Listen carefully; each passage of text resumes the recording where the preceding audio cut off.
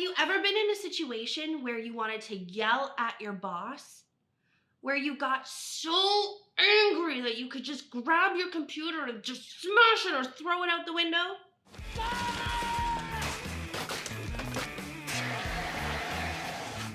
One more step and you're next. Unlike Rosa, you probably wouldn't benefit from exploding in the work environment.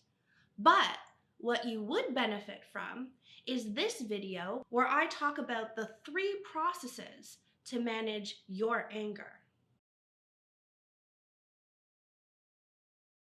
Before I talk about the 3 processes, it's important to understand that you have to validate your anger.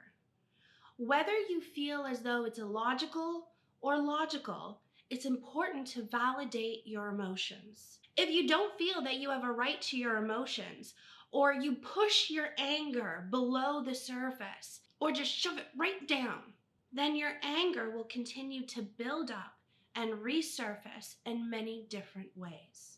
But if you are able to give yourself permission to be upset, because let's face it, anger is a basic human emotion, then you can move forward in managing your anger properly.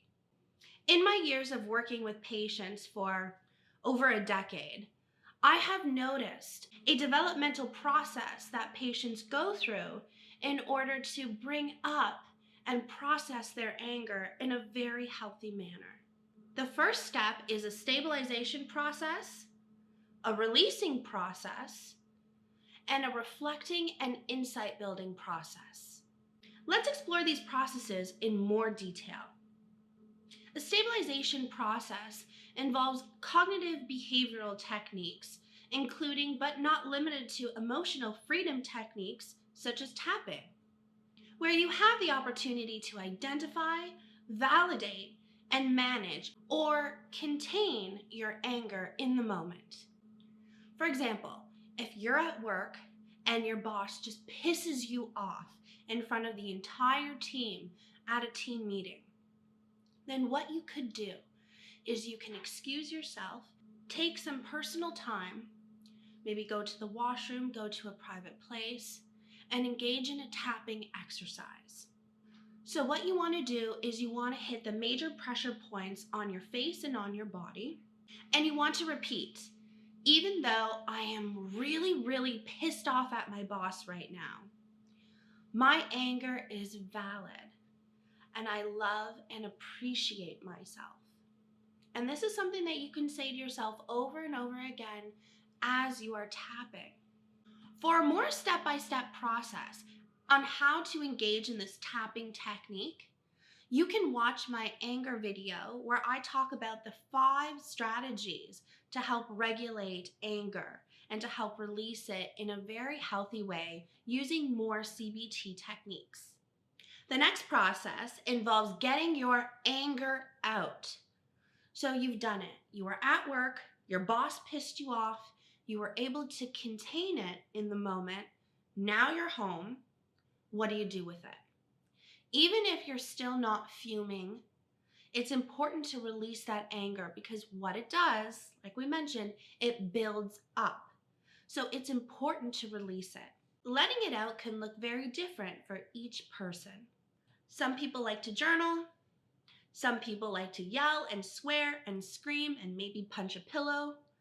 And other people like to go to the gym. Whatever your healthy release is, it's going to be important for you to have a healthy release because the buildup of emotions is only going to come up again and again and again, sometimes in subtle ways and other times in not so subtle ways. If you're not in a position to release your anger in a very healthy manner, then what's going to happen is rage is going to build up. You are going to become highly reactive, and it's going to be very difficult for you to regulate your emotions, not just anger, but other emotions as well. The next process involves reflecting and building insight. Now that you've identified your anger, you've validated it, and you've expressed it in a healthy way, now it's time to understand what it's all about. Not only what's going on the surface level, but what's going on underneath and what are the driving factors behind your anger. Reflecting always allows you to dig deeper into the psyche, to peel back those layers and to see what's underneath. So upon reflecting, you might start to think of your meanie weenie boss who has pissed you off, but then all of a sudden, as you're digging deeper and peeling back these layers, you remember an incident with your father where you were out with your friends and all of a sudden your father, whether it's intentional or unintentional, embarrassed you in front of your friends. By allowing yourself to think, to reflect, and to make these associations, you're in a position to understand more so what is the driving force, what is the driving factor behind your aggressive or anger issues. You are able to bring up not only the incident with your boss, but bring up issues from the past with your father, maybe issues in the past with your siblings or friends or romantic partners. It allows you to bring things up, to get upset, to be sad, or whatever you are feeling. So this way you can mourn, you can process, and release, so you don't have to be reactive. In connecting with the inner workings of your mind, you are in a position to not only understand the driving factors, but to also be aware as you move forward, to be aware of what's going on in the moment, so you could be more responsive to situational stressors or big meanie weenie bosses. In this video, you had the opportunity to learn about what you can do to stabilize the situation if you are feeling reactive in your anger, what to do when you are ready to release and ready to let it out in a very healthy manner, and what to do upon reflecting and building insight so you don't have to let your rage run your life. Now, I know that you're raging for more content, so you're going to want to check out this anxiety video where I talk about what anxiety is and how to manage it.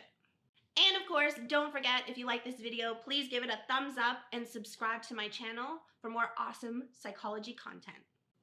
Thank you for watching this video, and I will see you in the next one.